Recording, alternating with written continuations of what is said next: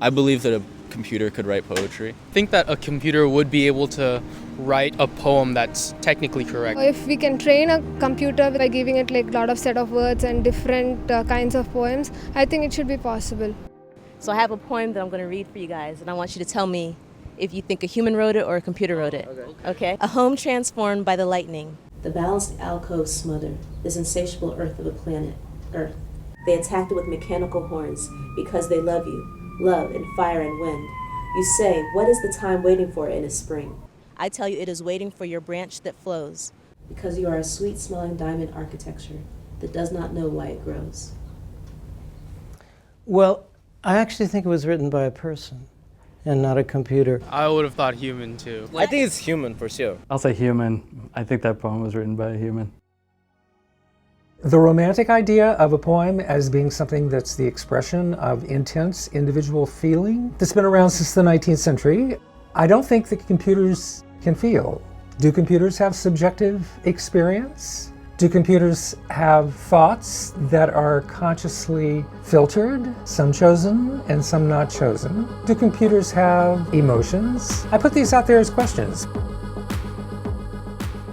Artificial intelligence is the science of trying to get computers to do things in certain areas as well as humans can do them. Not only intelligent things, but creative things. Can they paint paintings? Can they write stories and poetry? The technology we use is called language modeling. You're trying to build a model that predicts, given some words that I've seen in the past, what are the words that I'm going to see next? Another key technology is the machine learning. So the machines, by reading millions of words of poetry and song lyrics, learns not only about single words, but how human authors put those words together. The answer to whether a computer can write poetry or not really depends on your definition of poetry. The question of what it's really exciting to see the whole movement in AI. The root idea of poetry is from a Greek word that means to make.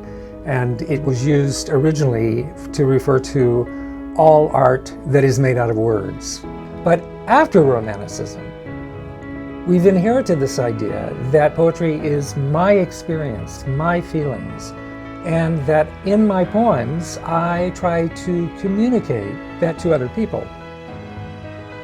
I think that it's unlikely that in any time, certainly within my lifetime, a computer will be able to generate a piece of work as significant as a writer like Shakespeare. There's a basic dilemma, and that's that all art comes from lived experience. I think the real problem here is that computers don't know what's a good poem or a good narrative when they write. The computers currently are not nearly as good as humans. How many experiences do we have to give to the computer before they can understand the richness of human life? Computers can be extremely smart, much smarter than we are at processing certain kinds of information and doing it very rapidly. But I think that we still have this sense that individual human subjectivity is something that a computer can't learn. So this was submitted to Duke University's literary journal, The Archive, and it was accepted in 2011. And Zachary Scholl, an undergrad at this university, he trained a computer to write it. The computer wrote it in 20. That's crazy. It's amazing. I think it's a great one.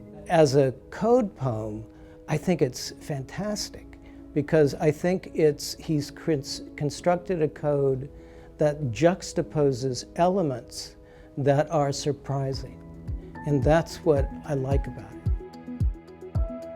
I think the study of creativity, and especially getting computers to be creative, is essential for the study of artificial intelligence. It's really exciting to see the whole movement in AI towards creativity. There's 7 billion of us who have rich and interesting lives. And I think that's the kind of the promise of artificial intelligence is this is a tool, it's a method for us to understand ourselves better.